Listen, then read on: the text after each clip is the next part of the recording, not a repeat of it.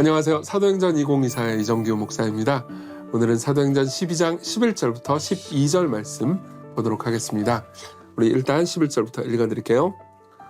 이에 베드로가 정신이 들어 이르되 내가 이제야 참으로 주께서 그의 천사를 보내어 나를 헤롯의 손과 유대 백성의 모든 기대에서 벗어나게 하신 줄 알겠노라 하여 깨닫고 마가라 하는 요한의 어머니 마리아의 집에 가니 여러 사람이 거기에 모여 기도하고 있더라.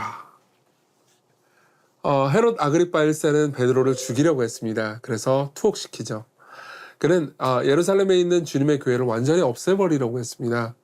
그리고 아무도 베드로를 옥에서 꺼내가지 못하도록 철저히 지키죠. 네. 그래서 6절에 보면 이런 말씀이 있어요. 헤롯이 잡아내려고 하는 그 전날 밤에 베드로가 두 군인 틈에서 두 쇠사슬에 매어 누워 자는데 파수꾼들이 문 밖에서 옥을 지키더니 이렇게 이야기를 하고 있어요. 그러니까 당연히 절대 도망갈 수 없는 상황인 거죠.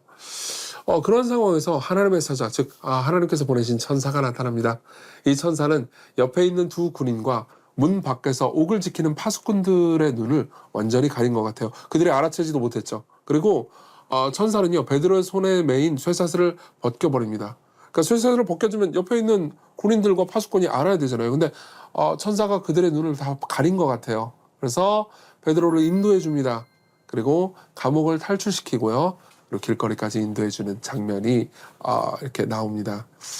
이 본문을 연구하는 정말 많은 학자들은요, 이 본문이 출애굽 사건을 생각할 수 있도록 쓰였다고 말합니다. 그러니까 누가가요, 이 본문을 쓸 때, 그러니까 서술을 할 때요, 출애굽 사건을 잘 아는 사람들은 와, 이게 출애굽 사건이랑 똑같은 일이 벌어진 거구나 라고 생각하도록 썼다는 거죠. 7절에서 보면요, 천사가 베드로한테 급히 일어나라 이렇게 이야기를 해주거든요. 근데 출애굽기에 보면 출애굽 사건 때 12장 11절에 보면요, 이제 이스라엘 백성들에게 하나님께서 양을 잡아서 급히 먹으라 이렇게 이야기를 해요. 이걸 떠올리게 만드는 거죠. 문법적으로도 똑같은 문장이 쓰이고 있습니다. 게다가 8절에 보면요, 천사가 띠를 띠고 신을 신으라 이렇게 이야기를 하거든요. 근데 출애굽으로 넘어가잖아요. 그러면 출애굽 때 역시 6월절 양을 먹을 때도요, 허리에 띠를 띠고 발에 신을 신고 먹으라 이렇게 이야기를 합니다. 자, 보세요. 출애굽 사건과 그리고 베드로를 구해주시는 이 사건, 이 두 개가 연관성이 있다는 건 우리에게 뭘 가르쳐 줄까요?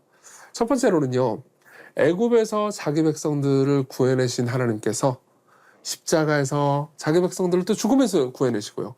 그리고 그 이후에도 예수께서 승천하신 이후에도 여전히 교회 안에 있는 자기 백성들을 계속해서 구출해내시고 계시다. 요거를 이야기를 해줍니다. 여러분, 하나님께서는 계속해서 교회를 돌보고 계십니다. 많은 사람들은요, 교회가 세상의 박해와 비난 그리고 조롱 앞에 있을 때 위태하다고 이야기를 해요. 그리고 사실 한 10몇 년 전, 20몇 년 전부터 사람들이 입버릇처럼 하는 이야기가 있는데요. 이제 한국교회 소망 없다, 한국교회 망했다 이렇게 이야기를 하기도 합니다. 근데요, 교회 주인이 인간이라면 그럴 수도 있죠. 근데 교회 주인은 하나님이시잖아요. 하나님께서 택하신 백성들은 하나님이 보호하십니다. 교회가 인간이 세운 거라면 망할 수도 끝날 수도 있겠지만요, 하나님께서 세우신 것이라면 하나님이 죽지 않는 한 결코 망하지 않는다는 거죠. 그렇기 때문에 우리는요, 교회가 잘해서 희망을 품는다 이렇게 생각하기보다는 우리 하나님께서 선하시고 교회를 돌보신다, 하나님 때문에 우리가 희망을 품는다 이렇게 말할 수 있겠죠. 두 번째로는요, 하나님께서는 자기 백성들의 부르짖음을 듣고 계시다는 겁니다.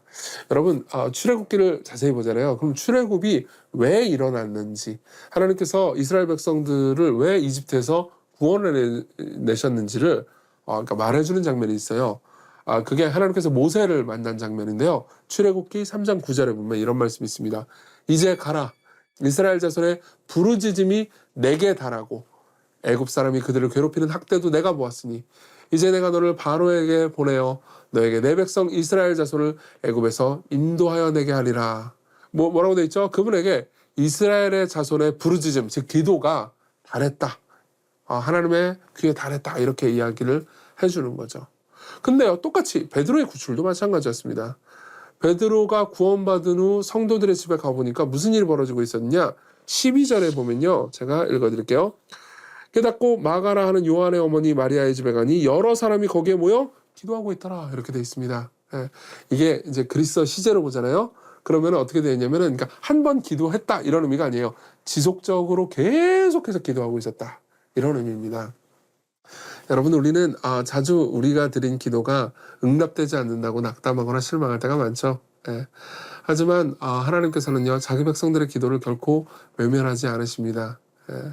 항상 우리가 원하는 때 우리가 원하는 방식이 아닐 뿐인 거죠. 예. 그분이 이 세상에서 구원을 펼치시는 방법은요 항상 그분의 백성들로 하여금 기도하게 하시고 그 기도에 응답받도록 하시는 겁니다. 예. 그런데 우리는 언제 응답받을지 어떤 방식으로 받게 될지는 몰라요. 그저 그러니까 예수께서 약속하신 말씀을 믿는 거죠. 요한복음 15장 7절은 이렇게 말합니다. 너희가 내 안에 거하고 내 말이 너희 안에 거하면 무엇인지 원하는 대로 구하라. 그리하면 이루리라. 예. 우리가 항상 조급하고 인내하지 못한다면요.